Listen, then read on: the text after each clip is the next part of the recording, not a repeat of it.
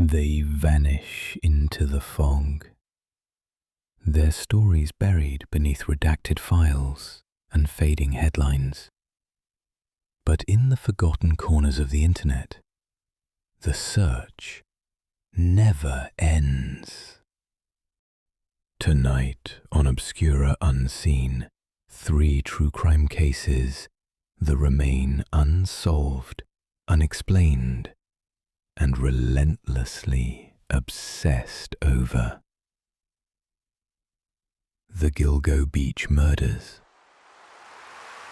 Long Island, New York, a stretch of remote coastline where at least 11 bodies, mostly women, were discovered along Ocean Parkway.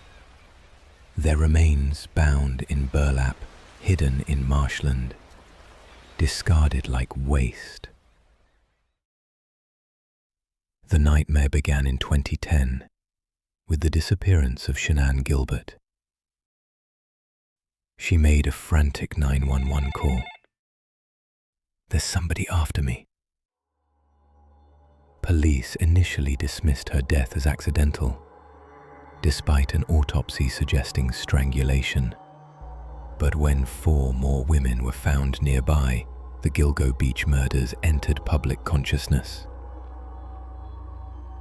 Over a decade passed, 11 victims, no arrests. Then the conspiracy deepened. Former police chief James Burke blocked the FBI from investigating. Some say he destroyed evidence. Others say he was protecting someone. The killer evaded capture for years, until a discarded pizza crust yielded DNA that matched hairs on one victim's bind. Rex Heuermann, a Long Island architect who lived just miles from the beaches, has made the main suspect after his arrest in July of 2023. His suburban facade unraveled when investigators pieced together cell tower data, burner phones, and the silhouette of his Chevy Avalanche. Witnesses saw it speeding from a victim's last known location. Police uncovered a blueprint document on his hard drive, detailing instructions for dismemberment, avoiding DNA, and concealing bodies in burlap sacks. Despite the arrest, systemic corruption, documents deliberately redacted, clues deliberately buried, suggests this wasn't just the work of one man. Many believe the corruption ran all the way through Suffolk County PD. One truth remains: this case was never just about murder. It was about silence. Jeanette, DePalma. Springfield, New Jersey, 1972. Jeanette DePalma was a 16-year-old girl with a good reputation and big dreams. She left her home telling her mother she was going to take a train to a friend's house and was never seen alive again. Her remains were found weeks later, perched on a cliff locals called Devil's Tea, surrounded by makeshift crosses, animal bones, and branches arranged like a coffin. Newspapers claimed it was satanic, witchcraft, a sacrifice. But no one was charged. The autopsy report was inconclusive.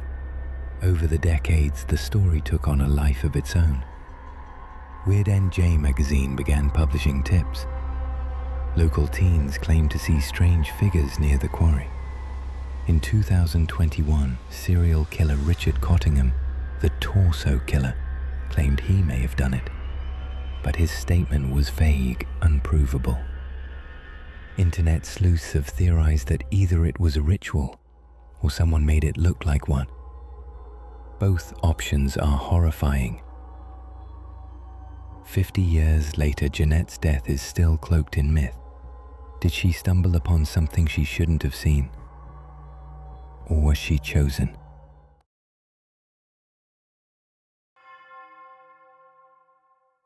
Peter Bergmann, the man with no name.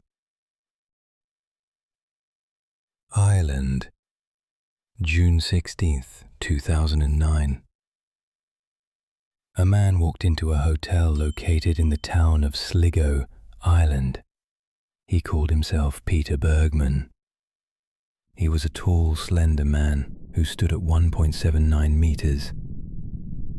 He had short grey hair, blue eyes, and a tan complexion. He appeared to be in his late 50s or early 60s. He was neatly groomed. His face was shaven and his hair was cleaned and combed. He dressed as well as he groomed. He spoke with a German accent, paid in cash, carried no identification. During his stay, the man was often seen leaving for his daily routine and captured by the town's CCTV system. Each day, he walked out with a purple plastic bag, then returned without it, disposing of something, slowly, deliberately across town, his movements meticulous, almost methodical. Authorities were unable to identify what he disposed of as the man strategically used the camera's blind spots to his advantage. On Saturday, June 13th, the man was seen walking to a Sligo post office at 10:49 and purchased 82-cent stamps and airmail stickers. The following day, the man left the hotel between 11 to 11:30 and asked a taxi driver recommendations for a nice, quiet beach where he could swim. The taxi driver stated that Ross's Point would be the best place and drove the unidentified man to the beach. The man returned with the same taxi and was dropped off at a Sligo bus station. Monday, June 15th, the man checks out of the hotel, handing in his room key, never to be seen alive again. The following morning, his body washes up on Ross's Point Beach, a popular recreation destination and fishing area near Sligo, after being discovered by Arthur Kinsella and his young son Brian. No signs of trauma, no drugs, no trace of who he really was. Clive Kilgallen, a Sligo medical examiner, found no evidence of classical saltwater drowning, but also no signs of foul play that would give reason to believe the man's death was a homicide. The man's teeth were in good condition, showing frequent signs of dental work. The man was a peculiar case. Despite from a well-groomed and dressed exterior, the man was in very poor health. Notably for a man who had serious health conditions. The toxicology report stated that he had no medication of any sort in his system. His clothes were stripped of labels, his documents gone. Online theory suggests that he knew he was dying. Maybe this was his way of disappearing on his terms. But others believe it was something darker. Espionage, witness protection, suicide by design. He was buried in an unmarked grave, his true name never discovered. 3 cases, 3 victims, and 3 rabbit holes that refuse to close. The Gilgo killer may be caught, but what else was buried with those bodies? Was Jeanette DePalma sacrificed or framed by fear? And who was Peter Bergmann, the man who erased himself? Which theory do you believe? Drop your thoughts below, and if you have a lead, don't be silent. Thanks for watching. If this story stayed with you, there are more waiting.